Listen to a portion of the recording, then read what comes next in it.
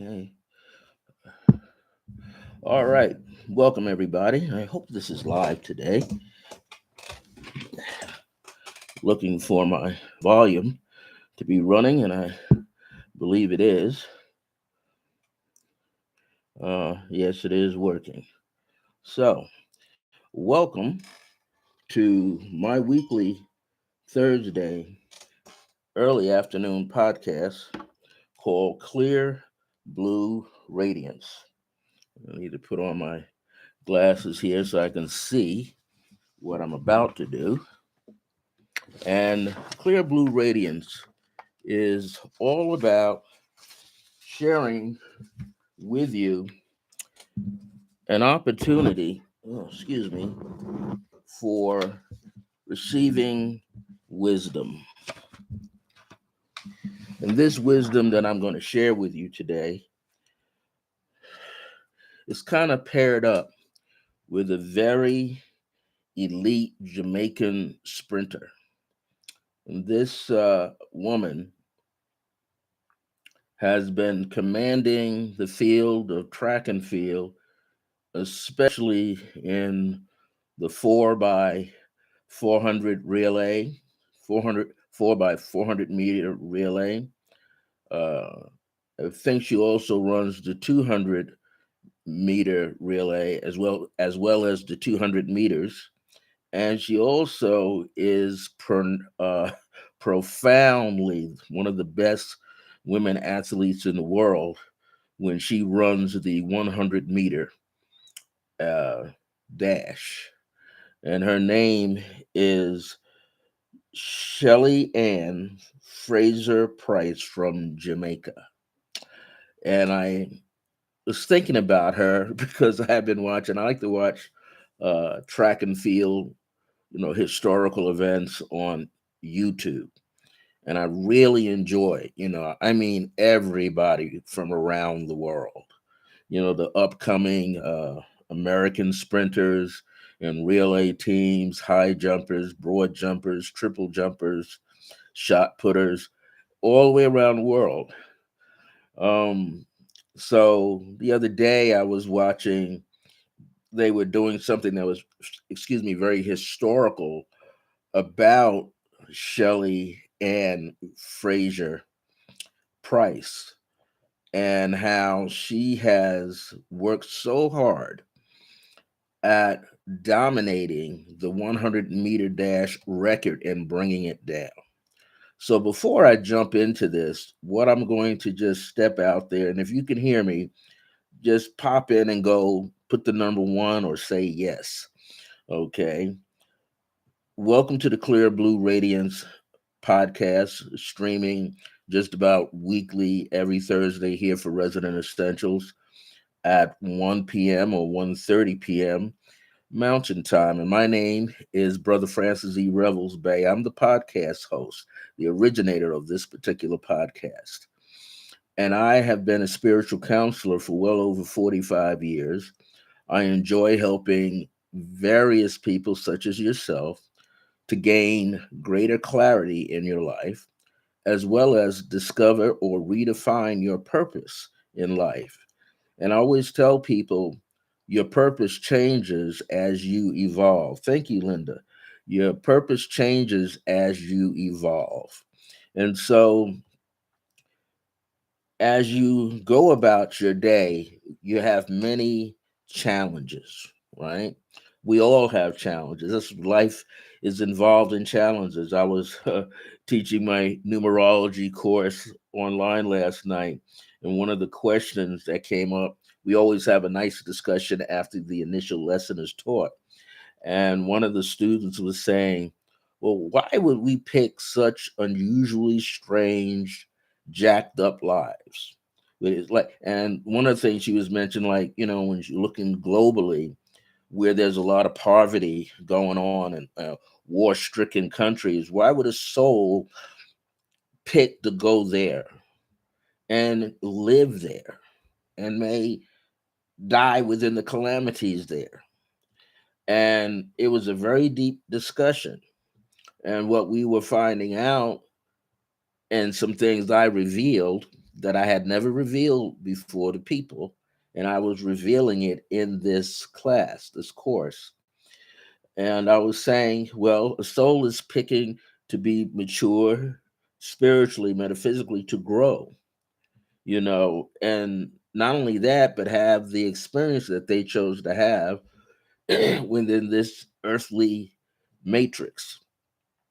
All right. And what one is striving to do is return back into the nature of internally and externally of a greater awareness and remembrance of their own divinity. And so I had given an example when I was in a hospital on Long Island. I had what they call walking pneumonia. That's a southern way of saying you're walking around or don't know that you have it. It developed into a jaundiced liver, and I was supposed to be in the IC, intensive care unit, in this hospital in East Meadow, Long Island, New York, for a month. But I had some powerful prayer friends, partners, colleagues spiritually. And along with my prayer and their prayer, we turned that around in 7 days, actually in 5 days. The nurses and doctors were saying my blood was like thoroughly jacked up. They're trying to revive it through the intravenous and everything that they was giving me. They were hoping with the antibiotics it would turn around.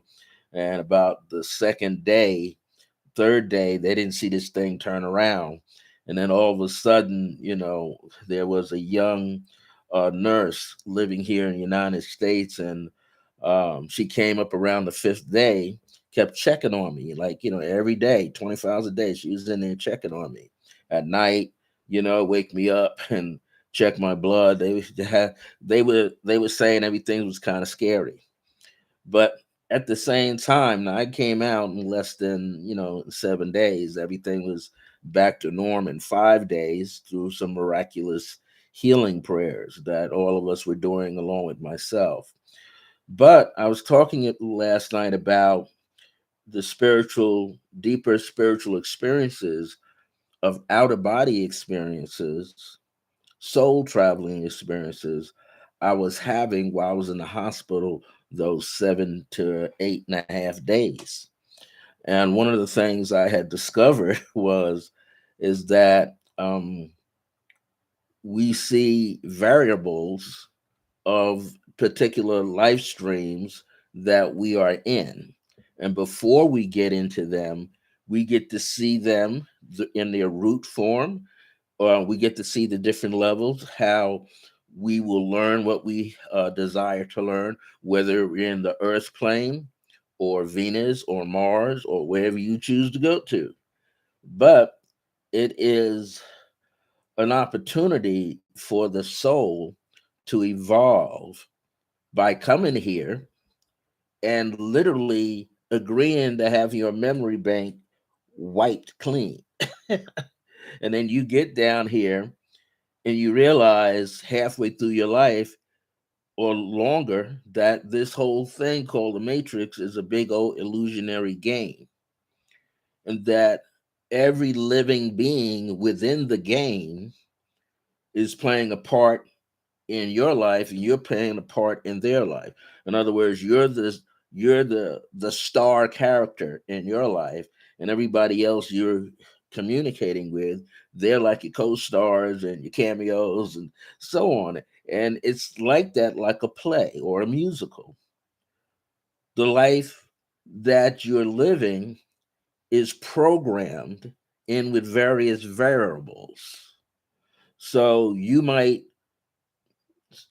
see a person that's is born into wealth, but you see all these other variables, which means if they're really studying the wealth that they're born into, or they're born into a mobster type family, criminal activity family that got that wealth, or are they born into a family that got the wealth honestly? We've heard that phrase, blood on the money. Okay, so how did they acquire that wealth? How did their family acquire that? And that particular soul had the agreement to be born within that family. And their various variables would be like they may meet somebody, they may have a relative, quote unquote, relative within the family that leads them out into something more positive. Or they may walk away from the wealth to become their own man or woman. These are the variables that are already in place. They're not something that you figure out when you get into the world. You already know. It's just that when you come to this earth plane, you agree to forget all about that and coming in here almost feeling like you're empty handed. Your memory slate is wiped clean, and you are striving to remember who you are. And there's so many different ways. So I chose this particular person while I was thinking about what in the world am I going to talk about? Do I have anything really to talk about today? It is very challenging to come here and share these thoughts, to try to put together my notes and to make sure what I am talking about is real. So I always tussle to make sure the thoughts that are here and the feelings that I have in my heart are united as one, and that what's coming out of me hitting the paper is clear. So the other day, a few days ago, I was watching the YouTube channel. The channel's called Flow Track or Flow, and it's a good channel that I subscribe to because it's not only the elite track stars it follows, but it follows the ones who are in college, the amateur athletes, right down to high school, middle school, and the littlest ones, the babies running. And you wonder, like, how they get all that energy at age 5 to run a full track? I can't even like run a quarter of the track. And them little ones are out there running and running and running. And it's amazing. They're just built for it. You could tell by their attitude, the way they work with their parents, their coaches, their trainers, that they're built for that. They have the mindset and the capacity at a very early age to be out there running on a track, a high school track. You know, a high school track is just about as big as a college university track, or maybe a little small, but it's big. And they're out there running. So the reason why I mentioned, I'm going to take it from my notes now. The reason why I mentioned this humbled, accomplished Jamaican woman athlete in my title is because she is truly a world class athlete who trains hard so that she can be an elite athlete amongst many others around the globe. She has swiftly and continuously broken records in the 100-meter dash and has done it 6 times with a 10.6 seconds under 10.07 or 10 under 10.70 seconds. So most athletes were 10.72 or 10.73, 10.49. And within these last 2 years, she's been breaking records. She's getting faster and faster and faster and faster. And sometimes she looked like she's just jogging down, by 15 meters, 25, 30 meters, she done blown out the competition. And some of them get very close. Like we have an American runner who kind of blew her chances to go to, I think, Tokyo for the Summer Olympics because she mentioned she had smoked some weed and then they threw her out. And that was Shakari Richardson. And Shakari had a bad attitude. And then all of a sudden, something happened to Shakari. She started training with these other male American track elites who had already established themselves in the world of track and field. Um, There was a young man that who ran with his sister, Carl Lewis, from Houston or Dallas, Texas. He was her coach, and he got her to change her attitude. They got her to change her attitude, and now she's back out there running. She's not complaining. She's not, saying, "Hey, the ladies from Jamaica, they're this and that. I'm better." Mm-mm. They got her mind reoriented now, and she's out there instead of running last place. She's catching up with the herd of runners, and she's starting to make her presence known, coming in at least fourth place, third place, and sometimes second in one of the races with Shelly Ann Fraser Price. She actually beat her by about 2 strides in a 100-meter dash. And that was a fast paced run, but that was when the runs were 10.70, 10.72. Okay. So the title is While Jamaican Sprinter Shelly Ann Fraser Price is consistently breaking 10.70 seconds. Let that be a reminder. And how you let it be a reminder, you have to go to these channels and just watch her. Watch how she sets herself in the block, how she explodes out of, and then you'll see what I'm talking about. So let that be a reminder that we can break our old habits too. Every elite athlete has habits to be broken. They have old attitudes to be ripped and torn. Like when they're out there running, playing football, playing basketball, soccer, hockey, whatever it is, team sport, solo sport, they got to do their thing. I like track and field because the individual runners are out there running, but they are a part of a team when they do the relay races. So they're running together. When they're doing marathons, they're running together, two or three or four representing a country. So that's given, they're running for themselves, but they're running as a team. They got some support because they can see their fellow track buddy out there on the field. And so, looking at this, I was realizing that it took a great deal of training and discipline with willpower to accomplish such feats. It does. Can you imagine between her traveling around the world, being sponsored to travel around the world to the various countries where track and field events are held in various leagues? Like they got something called a Doba League, I think, and something called a Diamond League. They have to participate. They know when these meets are coming up, and they got to be there. But what are they training for? They're training for not local titles anymore.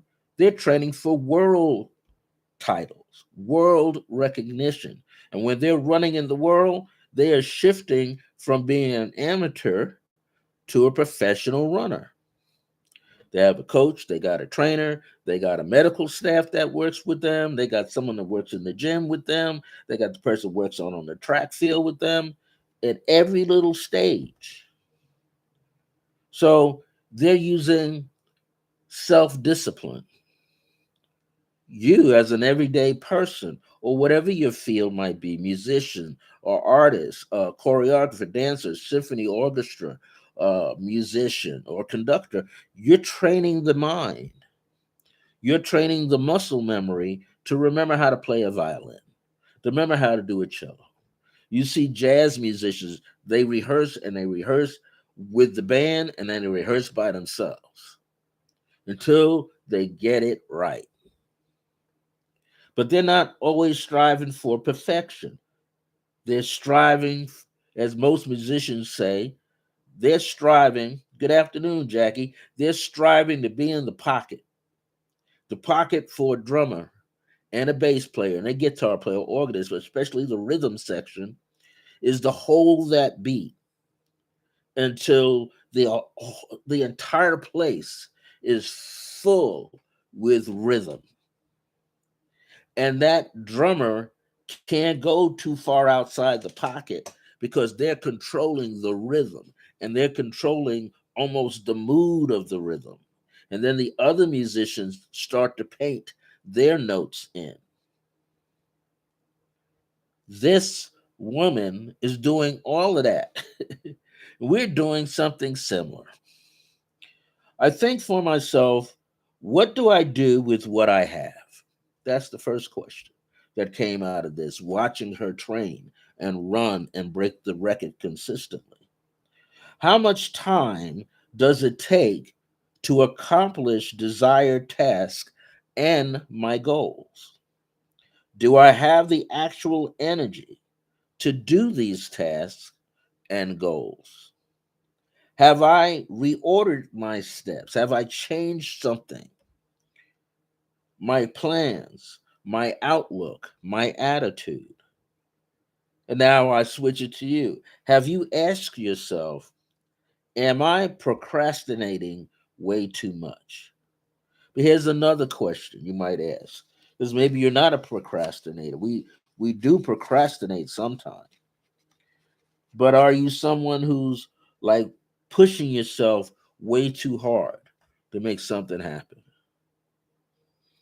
When an artist is painting a huge canvas or doing a huge metal sculpture or wood or clay work, they have to work on the thing and then they've got to treat it with certain elements. So they can't rush the first stage into the second stage, into the third stage, they can't rush any of that. Same with an athlete and same with a non-athlete. You're working on a project. You want to rush through the project, but you can't rush through the project. You got to go through each step and make sure that the step is a thorough step and that you understand it wholeheartedly. You understand all the little increments that make up this major step. So I say, how many of you have done the same? And then find yourself falling behind a mound of plans and nothing is done. Well, I'm going to raise my hand. That happens to me just about every day. I get tired. I get a little lazy. I start watching TV or I'll multitask. I got the TV on so it doesn't catch my attention. I turn the volume off. I just see the images moving. I'm looking for something to snack on. I say I'm bored. I want to go out. I'm praying somebody calls. Nobody calls. I don't want to call because then I know I'm definitely sidetracking myself. But that's something that we all do because we all thrive for mental stimulation, social stimulation, being out and amongst and seeing people. I live in a senior complex. We're waiting for the leasing office to be fixed up. It's on hold because of a fire in mid-December before Christmas. But the people that own the property don't understand. People were going in there playing games, puzzles, you name it. And a lot of women and men were relaxed going in there shooting pool. And I didn't realize how many women across all the buildings were into shooting pool. And I go in there and they were showing me how to shoot better shots. And I was glad. Why? Because I'm interacting with other people.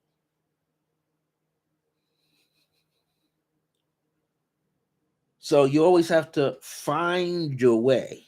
You have to create your way, your pathway. That's why I call my meditations creative pathwork meditation.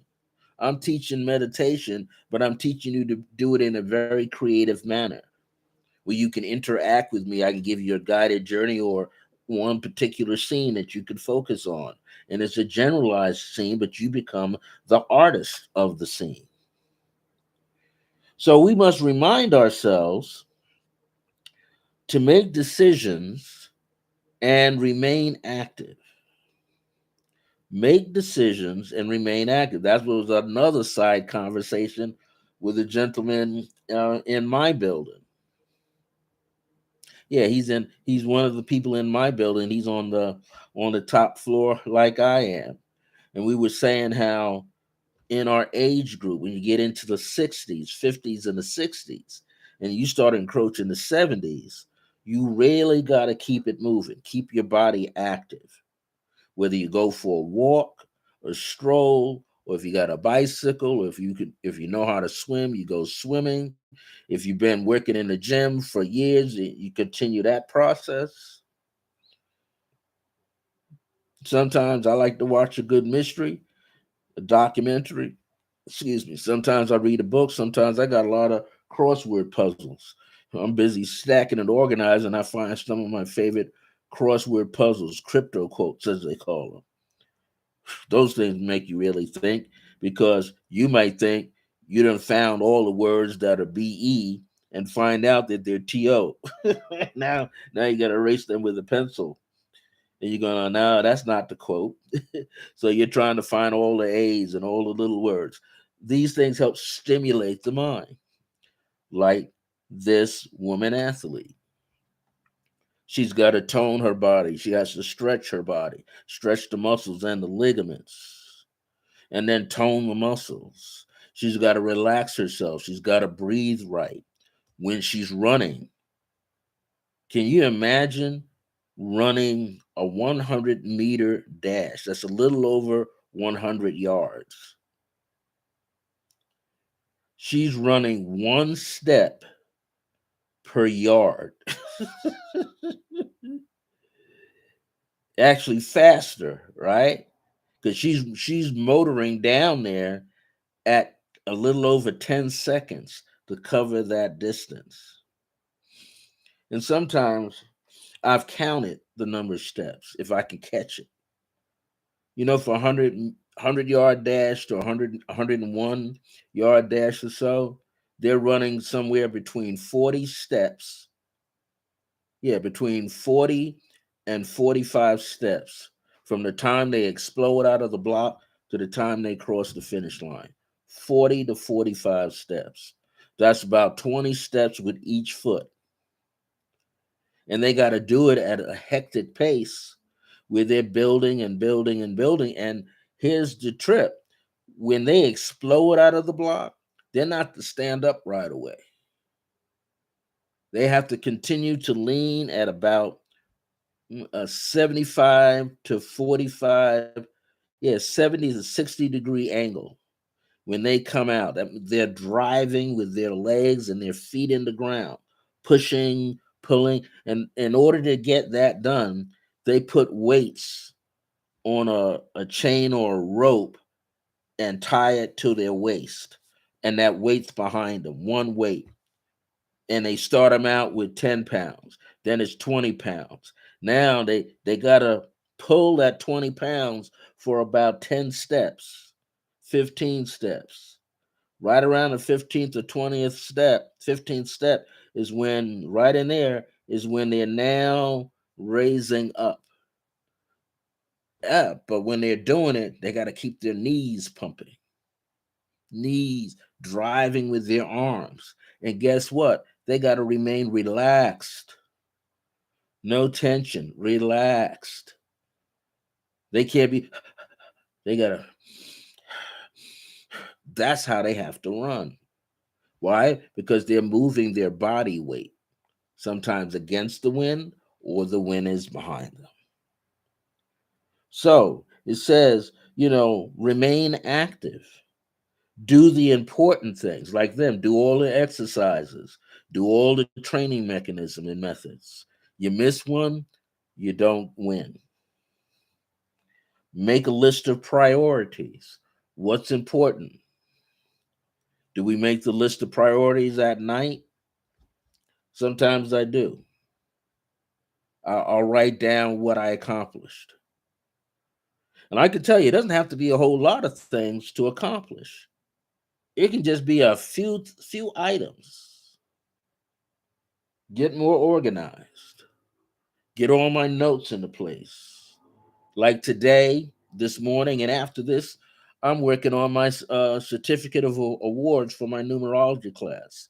I can't find a format where it can be a portrait form, so now I got to use it as a landscape form. Now I got two formats, and I'm playing around with it and seeing how it's going to go. And then what I'll do is I'll email all the students. Some of them I have their address, some of them I don't, but I'll get their address. And when we complete that course, within a week, I'll email them their signed certificate and dated by me. Well, anyway, you make a list, write it down. Why? So you don't forget. What we put on paper is like our second brain, our third and our fourth brain. Because we can't, as we get older, we struggle with memory. When you're younger, you don't have the right supplements, minerals in your body, you can struggle with memory. So we all have habits that we need to change, or maybe it is just our outlook on life. And with all the news bombarding our airwaves, from radios, televisions, computers, and now our cell phones, right? Because our cell phones have turned into mini computers. We are literally overwhelmed every day, literally overwhelmed with negative news every day and night. We're overwhelmed not only with the negative news every day and night, but information overload. You imagine most of us who are in our 60s and 70s when we didn't have computers, we didn't have cell phones. The closest we got to that was the pager, that little thing that was the size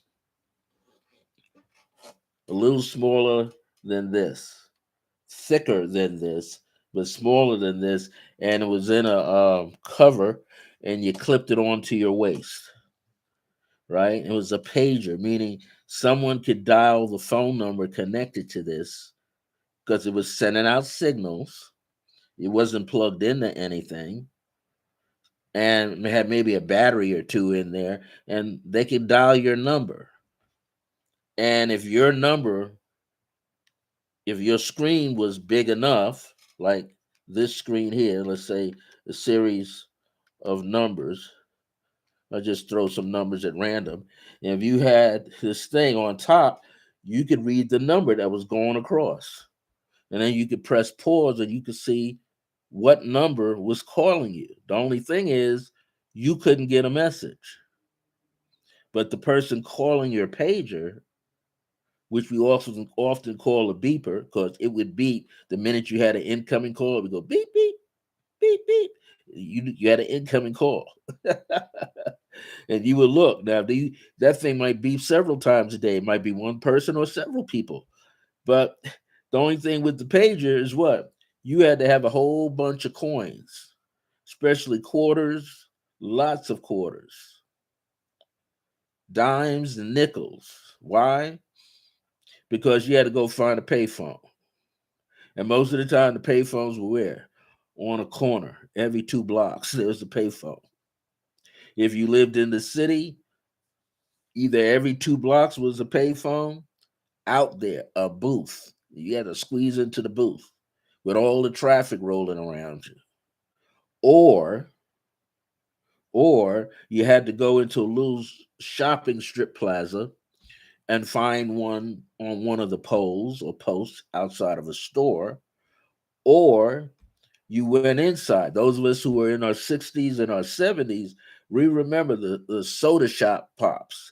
I would call them the soda shop places where you can go in and get a coffee, get a donut, a bagel, a cup of soup, right? And you walk in, and you always had to ask the owner. You just didn't go into the thing itself, but you say, "Hey, I got to make a phone call." And say, "Yeah, go ahead, go ahead." So you go into the booth, and it was wood frame, right, like an accordion door, and it was just just big enough for you to slide in there. And then it had the phone directories, yellow pages and the white pages, and you flip them up and turn them over. That's provided you can get in there and be comfortable. Now you're in there being comfortable, and you're able to make a phone call. And then you hear the operator. Operator would tell you how long it was, how much it cost. You might put a quarter in, and here the operator comes on. What number are you seeking to call? As soon as you give the call numbers, the area code numbers, and the first three exchange numbers after that, the operator can tell you how much change you had to put in for the first minute of your call, or first 5 minutes is all you got. And then you have to put a nickel or a dime in there, or a quarter, to stay in there. But you weren't supposed to stay there. You're just supposed to make that call and get out. So those were those days. And now you have a cell phone on you all the time ringing. But here it is. You're bombarded, right, with these man made gadgets and constant stress. Man made gadgets, constant stress. But when we didn't have those things, we had less stress. So sometimes we become what? Interested. We become bored and just plain tired. After all, we are doing the best that we can, and maybe we just have to realize we're doing the best that we can. In other words, we can't be hard on ourselves. It's the same with that elite Jamaican woman sprinter. There's some days she's going to run into that she's not going to have a perfect workout. There's some days that her timing might be off, and someone might get close to beating her at the finish line, or ties her at the finish line.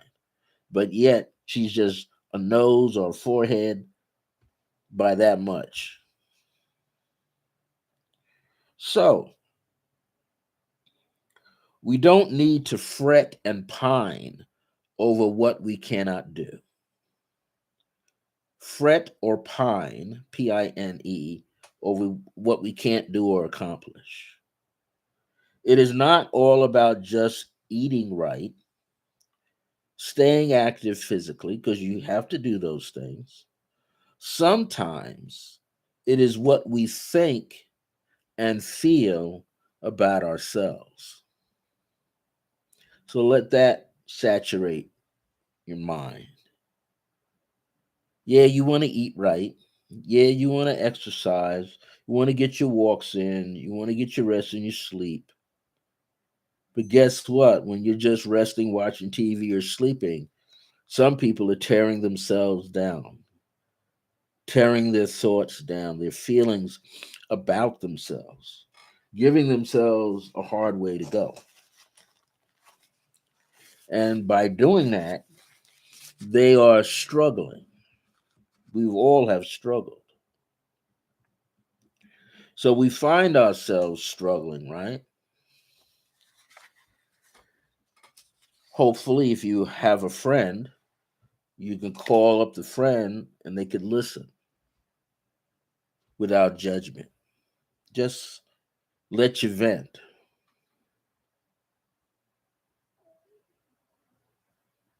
For many years, women had always someone they could call. Young men were raised, you got a problem, you work it out. You got a problem, you hold on to it. You struggling, don't share it with anybody. And many young men became older men afraid to cry. I'll say that again. Many younger men became older men, and all during that time never released tears. Even if it meant go out into a field and just cuss, carry on, throw some stones against a box, get it out. No, they weren't taught to do that. They were taught by their fathers, you don't complain. You just suck it up. Yeah. And then they wound up dying of cancer, wound up having multiple strokes, heart strokes, and heart attacks, wound up having intense migraine headaches. And then lo and behold, life is crueler as they go through time because they created this pattern, and now they have what, a brain aneurysm in there, a tumor in there, because they were told you're not supposed to express how you feel. You're not supposed to talk out your feelings. You're not supposed to cry. You're not supposed to, even if you show anger, you're not even supposed to show the weaker side, the so called weaker side, all those pent up emotions. So, what is this really about? It says, let that be a reminder. See, if she's breaking records, you're like an elite athlete in your own life. You have to remind yourself that to give yourself permission to break your own old habits. There used to be a phrase, I probably paraphrase it a little bit, you know, uh, a wise man is always asking questions, a fool doesn't. We know it's that saying where, couples are going somewhere and the man is driving, he's lost, but he don't want to tell nobody he's lost. He knows the way to the party, and he's driving and he's driving and he's driving, and the wife is getting frustrated, or the mate is getting frustrated. It's like, where are you going? You need to turn around. I got this. No, you need to pull in the gas station to get directions. No, I'm okay. Now you're not going to be just 10 minutes late. You're now going to be 30, 40, 50, 60 minutes late because he don't want to get help. He don't want to ask somebody where to get to a certain location. Well, now we got GPS. GPS can tell you, because it's hooked up to the satellite. It can probably tell you how long, how many miles, how many minutes, where obstructions and traffic are. But the bottom line is, most people that I know who have them, I'm talking about guys, they don't even put them on. They have them in their phone, they don't even turn it on. But their partners have it in their phone and they'll turn it on and see where the heck they're going. But the guys won't do it. And now they have technology to help them. It's ego. It's ego. Negative, egotistical thinking that they strove and worked hard to hold on to, only to wind up late to work, late to a social gathering or an event. I just want to be in charge. Well, you're still late. And you made everybody else traveling in the vehicle with you late. So it's a habit that has to be broken. And habits come from the way we think about ourselves and the way we see life around us and the way we see ourselves interacting with other people or not. Now, sometimes you don't have to be this super ultra outgoing individual to prove to yourself that you can interact with people. Sometimes just get out and interact with people. Or if you're not, just get out where you can see a sea of people. Because you're a part of humanity. You can see a sea of people. You can groove with the sea of people. People say, well, I'm gonna look for my tribe. Well, you may not ever find your tribe. You might realize you're the lone person of the herd or the tribe. So you don't have to worry about finding your tribe. Just be concerned with being mentally clear and emotionally clear so that your thoughts and your feelings are on the same page. Be mentally clear and emotionally clear so the two are on the same page. How you think is how you should feel. How you think and feel is exactly what you should say. In other words, allow yourself to have honesty and integrity with yourself first. Really look at what you're doing first. Who are you? Pay attention to who you are and how you carry yourself in life. And it's okay to be choosy. It's all right to be choosy or picky because not everybody can hang with everybody. There's this thing that's been going on now that we see that we are feeling that we are really in the age of Aquarius. People who used to travel certain social circles with you, who used to travel certain social circles with you, are no longer in those circles with you. I have friends from high school and a few friends from college, but mainly the ones from high school because they figure, oh, well, that really molded you. Nah, that had a little bit to do with it. It wasn't your peers in grade school or high school that molded you because you didn't know anything about molding. But in college, maybe. But it wasn't in school, it was just in life when you had to get a job, had to go to work, had to get along with your friends outside of the workplace. You got molded in different ways, but mainly you were the artist, the sculptor of your own life. You were the one that was painting a new pathway for yourself, sculpting a new path for yourself, really sitting down and thinking and opening up your pathways in your mind to discover new pathways and say, I almost got it. I'm like right there.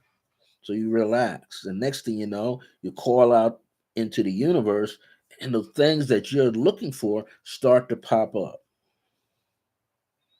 Just like you get on your laptop or your iPad or notebook and you type in something in here, just looking, scrolling, looking.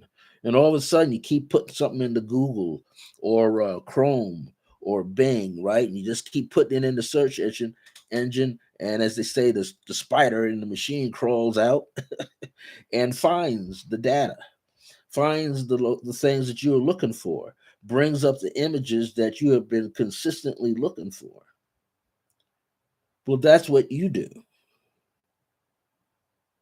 You decide, I'm just going to stay home today and relax. I'm not going to be out there pounding a payment for a job. I'm not going to be sitting on my computer looking for a job. I'm just going to relax my mind, my brain, and my heart. I'm going to find something in a movie that makes me laugh. I'm going to read a book that fills me up. And when that thing fills you up, you get excited. You have a breakthrough, you become excited again and again Why? Because now you're on track. You're on track and you know where you're headed because you're creating an opportunity so you can move forward. You see the pattern of behavior that you need to have, and you learn how to do what? Worry less and stay wide open.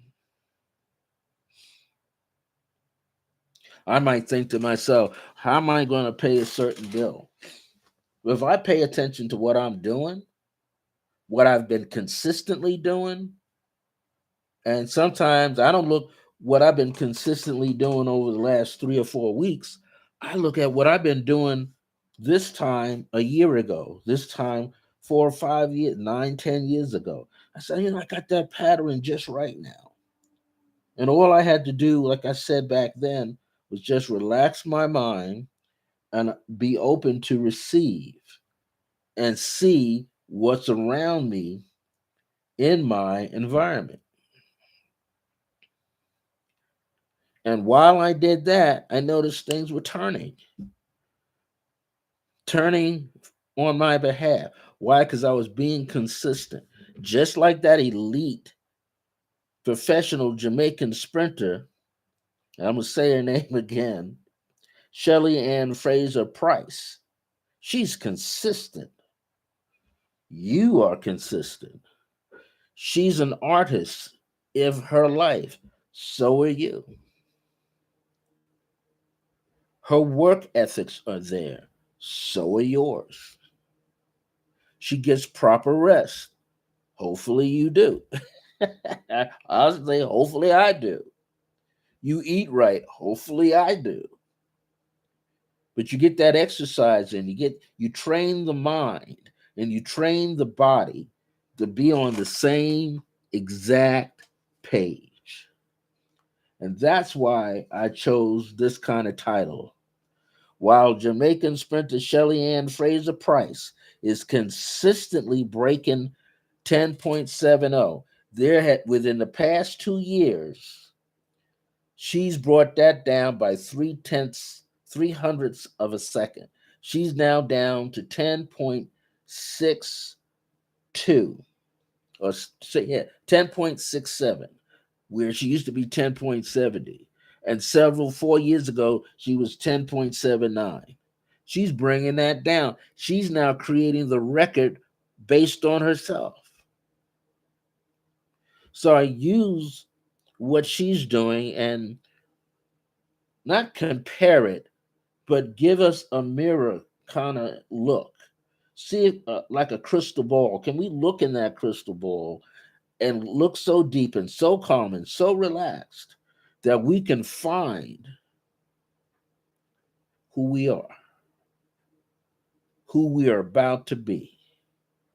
Can we see ourselves journey into that new world? If we can see ourselves journey into the new world of becoming and being, as late Reverend Ike used to say, to be, do, and have, if you can see yourself be that, do it, and have it, means if you can envision, or like Neville Goddard says, see it from the end, see the end result, and work it all the way back to where you are. Then you begin to see the things that fall into place, things that came to you, things that came by way of friends. You begin to pay attention. It's the universe reaching down through friends to you, through opportunities. It's your higher self. It's you reaching back to you, fueling your mind and heart with ideas. So the reminder is you can break old habits. And that's my message for today. Our feelings, you see, our feelings are the most important parts of ourselves.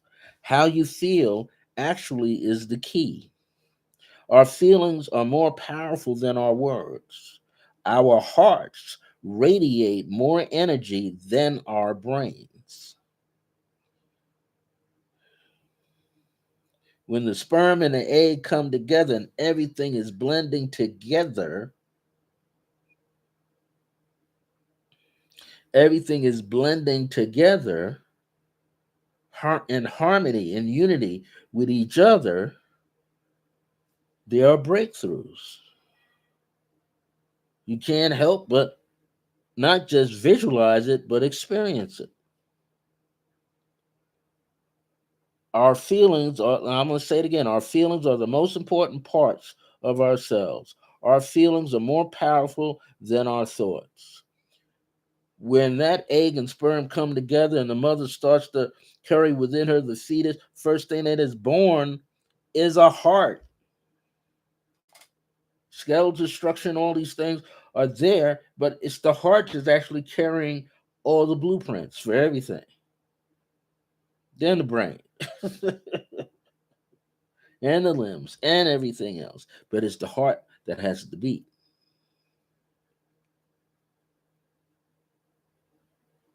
It's thumping. It's the heart. And once we understand this, then it is easier to change our habits. So thanks for watching today's program. Me, I have a great Mother's Day that comes up on Sunday, May the 14th. If you're here in Albuquerque, in the city of Albuquerque, here in New Mexico, on the Northeast Heights area, I'm there every Saturday, 11:30 a.m. to 12:30 p.m., teaching my Creative Pathwork meditation class. Roughly $10 fee per class. And I'm going to be there next Saturday, May 13th and May 20th. Then May 27th, nobody will be there. We'll close for the Memorial Day weekend. What is this place that I'm talking about? I'm talking about Resonant Essentials, RESNOANT, Essentials, ESSENTIALS. This is a esoteric and metaphysical school that was founded and put together by the owner herself, a good friend of mine and spiritual colleague, metaphysical personality, Michelle Vidal, and she's very good. This woman is like a walking encyclopedia of knowledge and information and application. And I'm glad that she's asked me to come be the meditation teacher there. So I'm there every Saturday, 11:30 a.m. to 12:30 p.m. If you're out in this area, the best thing we tell you to do is show up at about 15 minutes beforehand so you can get a seat because we lock the door promptly at 11:35 a.m. so that we don't have any disturbances, because I'm taking you into deeper levels of yourself of meditation. Usually on the second Sunday of every month, we have a psychic and healing fair that runs from 12 p.m. to 5 p.m. Resident Essentials is located at 3107 Eubank, EUBANK Boulevard Northeast, just north of the intersection of Eubank and Candelaria Boulevard Northeast. We're right inside of the Scottsdale Shopping Village. When you are heading south on Eubank, before you get to the light, you'll see I call it like the frame or the tower, and it'll have the number 3107. You make a right turn. As you make the right turn, there's a little a Nashville chicken place. Got the hottest fried chicken in there, but you don't have to have it hot.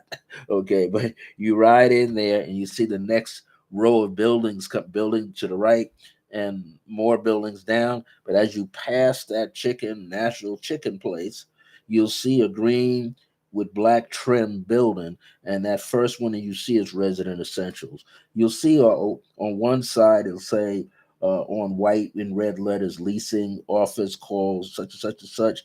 But as you go a little further, you'll see it. You'll see the glass and little flags that say Resident Essentials, and that's it right there. There's handicap parking there as well. If you're a person who needs it, we have two or three slots there. So just come on down. We are there for that psychic fair coming up on the 21st of May from um, 12 p.m. to 5 p.m. Admission is free.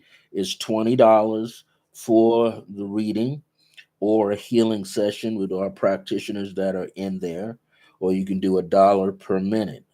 We take debit, credit, cards. We do a Square app, PayPal, whatever, and cash. I'm there doing my readings. I do a celestial I am drawing based on what I see in your auric field around your eyes of your face. I come up with symbols and things, and that's $30 for 30 minutes because on top of that, while I'm doing the drawing of the energy symbols in your auric field for you at that moment, I'm also giving you a potent spiritual counseling reading at the same time. And so I just wanted to say that we'll have lots of vendors in there.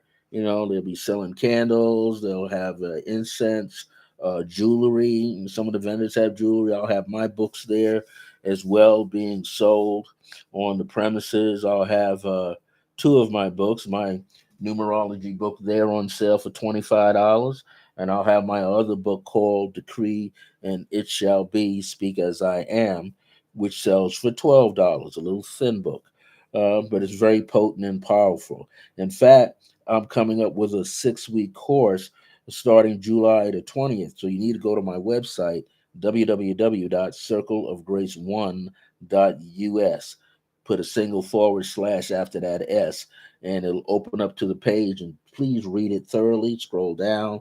It tells you the regular fee and the early bird fee that when it kicks off in the month of June.